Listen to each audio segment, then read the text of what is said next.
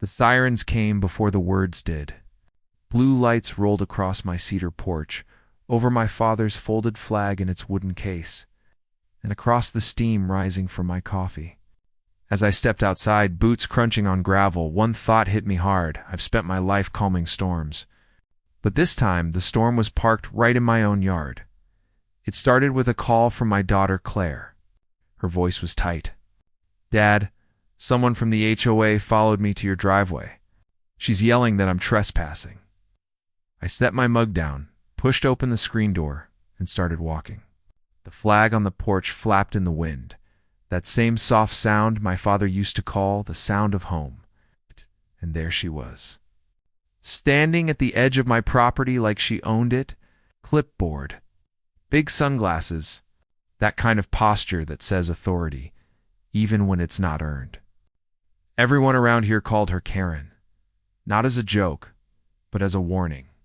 She collected fines the way some folks collect postcards. "You can't have visitors without notice," she said, waving a stack of papers like a badge. "Your daughter didn't check in at the gate. That's a violation." I've documented her license plate. I stood next to Claire, calm, hands open.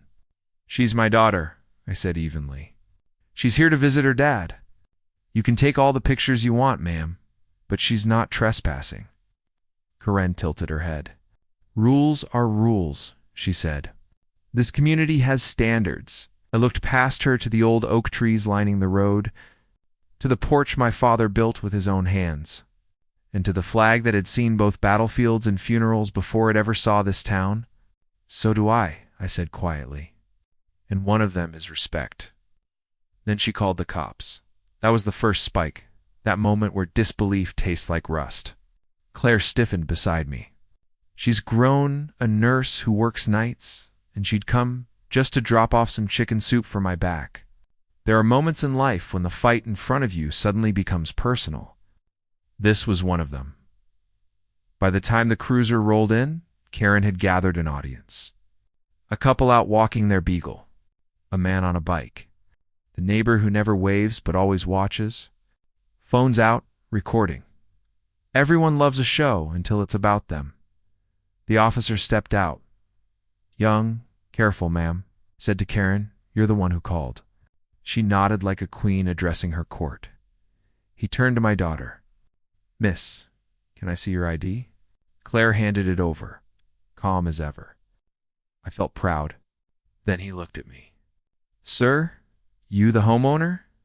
"I am," I said. He jotted my name down, ran through the usual questions. Did she live here?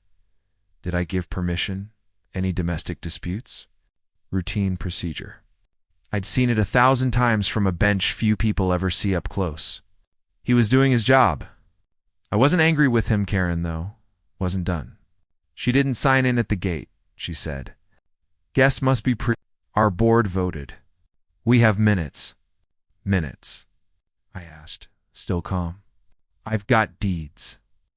The officer exhaled. "This is a civil issue, ma'am.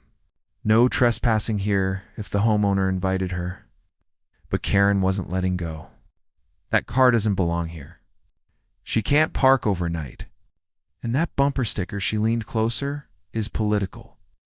We have rules about political signs." That's when disbelief turned to resolve. "Officer," I said, "if we're done here, I'd like a moment with the complainant." He nodded. He wasn't about to referee an HOA spat on a quiet street. I took off my cap and looked Karen in the eye. "Ma'am, you've made a mistake. My daughter is welcome here. Always will be. You can't turn a neighborhood into a checkpoint. Calling the police on a nurse bringing soup to her dad, that's not rule enforcement.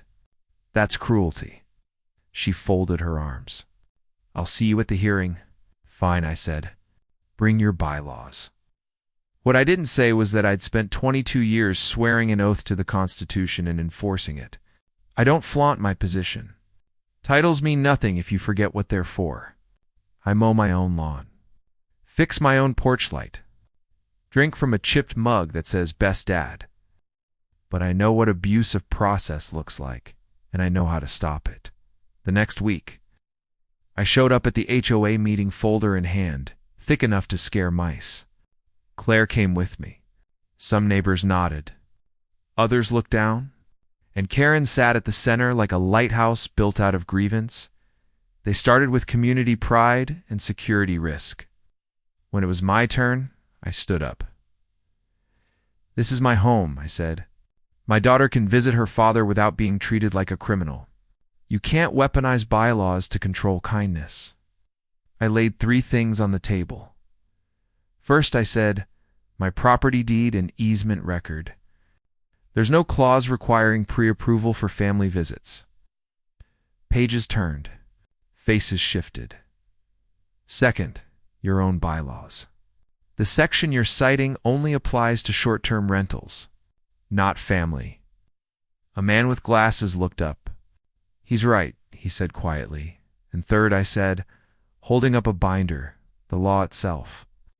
HOAs can't create a private police state. Calling 911 over family visits isn't safety, it's harassment. I don't need an apology. I need this fixed. Karen laughed, brittle and sharp. "And who are you to demand that?" I looked at my daughter, then back at her. "I'm the man who pays the mortgage," I said. "And I'm the federal judge who signs the warrants when they're justified." This one wasn't. The room went still. Not applause still. The kind of silence that comes when truth finally lands.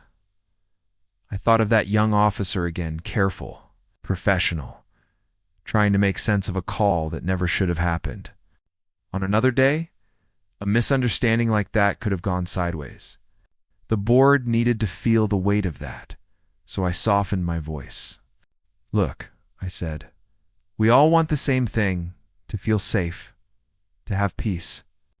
Let's write this right and move forward." The man with the glasses cleared his throat. "I propose we amend the guest policy, immediate family exempt. 9/11 only for real emergencies, and de-escalation first." Passed. Almost unanimous. Karen glared. "You think you won, don't you?" I shook my head. "No. I just think my daughter can bring soup without blue lights on the porch." 2 days later, I found a note on my porch. No name. Just neat handwriting. "I'm sorry. I voted for the old rule.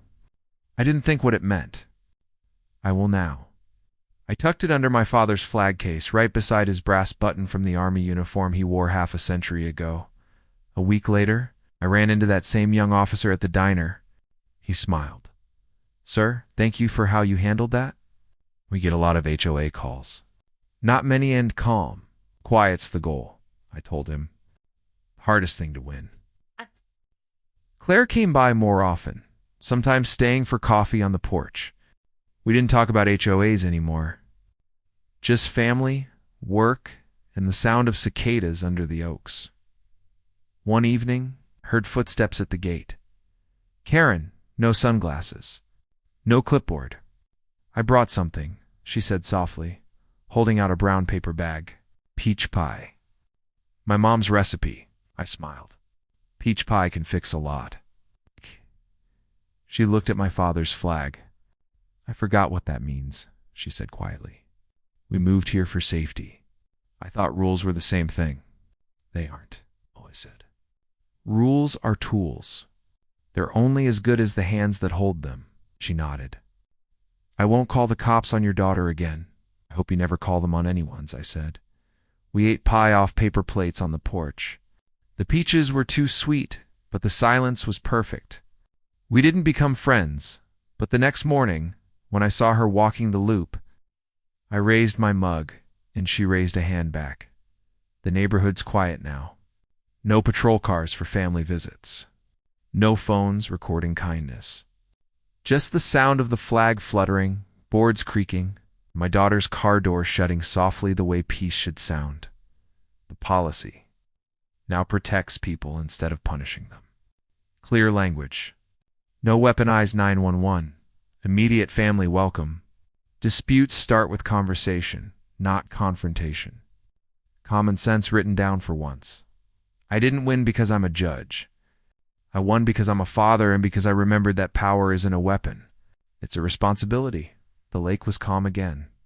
And for the first time in years, so was I. Home isn't just where you live. It's where you stand gently, firmly, so everyone else can belong to. Have you ever faced an HOA like this? Share your story in the comments. I read every one. If you believe some fights are worth having, hit subscribe. And let's stand up together.